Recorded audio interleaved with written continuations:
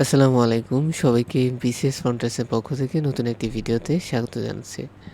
আজকে আমরা ইরান ইস্যুতে চায়নার অবস্থান নিয়ে আলোচনা করব।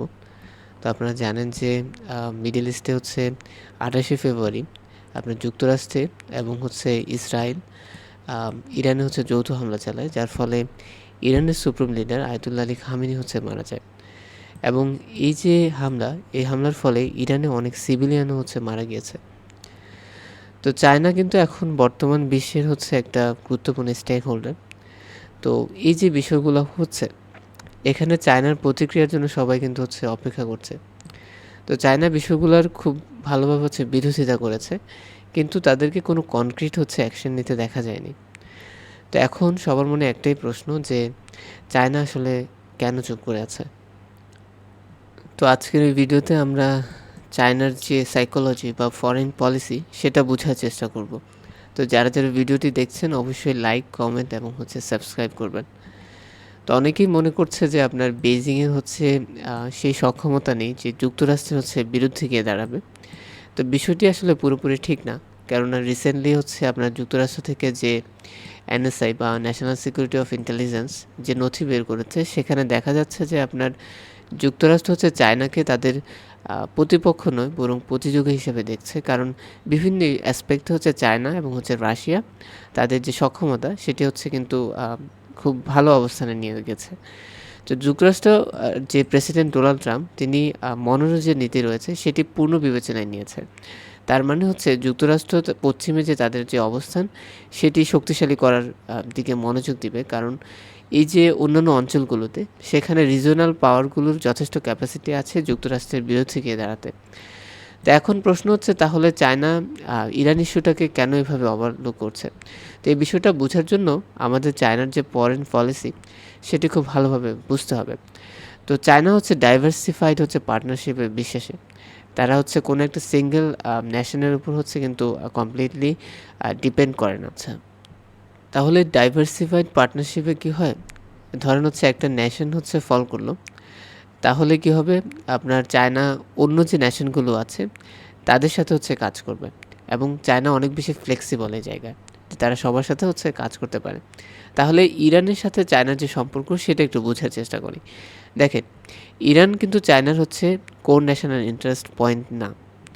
তো এর অনেকগুলো ব্যাপার রয়েছে। ইরানের সাথে চায়নার সম্পর্ক হচ্ছে আপনার ওয়েল পারচেসের জায়গায়।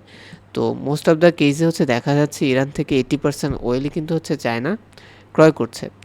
আরেকটা বিষয় রয়েছে, সেটি হচ্ছে ইরান হচ্ছে আপনার চায়নার যে 25 বছরের যে বেল্ট রোড ইনিশিয়েটিভ সেই অ্যাগ্রিমেন্টের হচ্ছে পার্ট। তো এই জায়গায় হচ্ছে কিছু ব্যাপার কিন্তু আসলে ম্যাটার করে।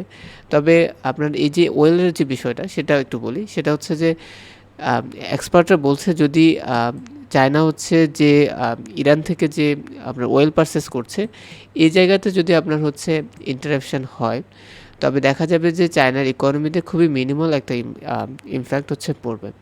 কিন্তু এই যে ইরান থেকে যে চায়না যে ওয়েলটা হচ্ছে আপনার ট্রান্সপোর্ট করছে, সেটার জন্য কিন্তু চায়নাকে হচ্ছে অনেক বেশি পরিমাণে হচ্ছে চ্যালেঞ্জের সম্মুখীন হতে হয়। যেহেতু ইরানের উপর অলরেডি হচ্ছে যুক্তরাষ্ট্র হচ্ছে অনেক বেশি পরিমাণে আপনার স্যাংশন হচ্ছে ইম্পোজ করে আছে। তো এই বিষয়গুলো আসলে এখন আলোচনায় রয়েছে। আরেকটা বিষয় হচ্ছে আপনার চায়নার সাথে আপনার এই যে বেল্ট রোড ইনিশিয়েটিভ, এটি কোনো কালেকটিভ ডিফেন্সের অংশ নয়।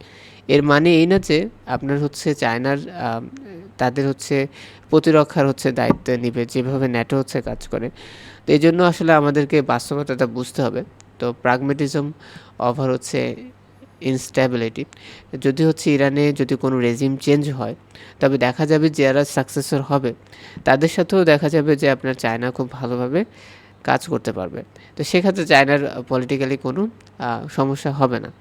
এরপর দেখেন যে চায়নাস foreign policy does not henge on alliance. তো এটা একটা গুরুত্বপূর্ণ বিষয়। রিসেন্টলি একটা বিষয় হচ্ছে আপনার আলোচনায় এসেছে যে থার্ড, এটা একটা ডিফেন্স সিস্টেম যেটা হচ্ছে আপনার সাউথ কোরিয়াতে রয়েছে। এখন যুক্তরাষ্ট্রের সাথে যদি আপনার ইরানের যদি যুদ্ধটা অনেক দিন দীর্ঘায়িত হয়, সেক্ষেত্রে দেখা যাবে যে এই সিস্টেমটাকে আপনার মিডল ইস্টে হচ্ছে আপনার শিফট করতে হতে পারে। তখন শিফট হলে যে এটা আপনার চায়না এবং হচ্ছে কোরিয়ার জন্য একটা সিগনিফিক্যান্ট হচ্ছে ভিক্টোরি হিসাবে দেখা দিবে। তো মোস্ট যেটা আমার মনে হয় সেটা হচ্ছে চায়না এই মুহূর্তে চায় না যে আপনার যুক্তরাষ্ট্রের সাথে সরাসরি কোনো সংঘাতে যেতে এবং যুক্তরাষ্ট্র চায়নার সাথে যেকোনো প্রকার সংঘাত হচ্ছে এড়িয়ে যাবে। যেহেতু হচ্ছে তারা নিজেদের উপর এখন সবচেয়ে বেশি ফোকাস করবে, যাদের যে অর্থনৈতিক যে কাঠামো রয়েছে এবং প্রতিরক্ষা ক্যাপাসিটি রয়েছে সেটি শক্তিশালী করার দিকে হচ্ছে মনোযোগ দেওয়াটা সবচেয়ে ভালো বলে মনে করে। তো এই ছিল আজকের আলোচনা। তো যারা ভিডিওটি দেখেছেন সবাইকে অসংখ্য ধন্যবাদ। দেখা হবে পরের কোনো ভিডিওতে। সে পর্যন্ত ভালো থাকবেন, সুস্থ থাকবেন। আসসালামু আলাইকুম।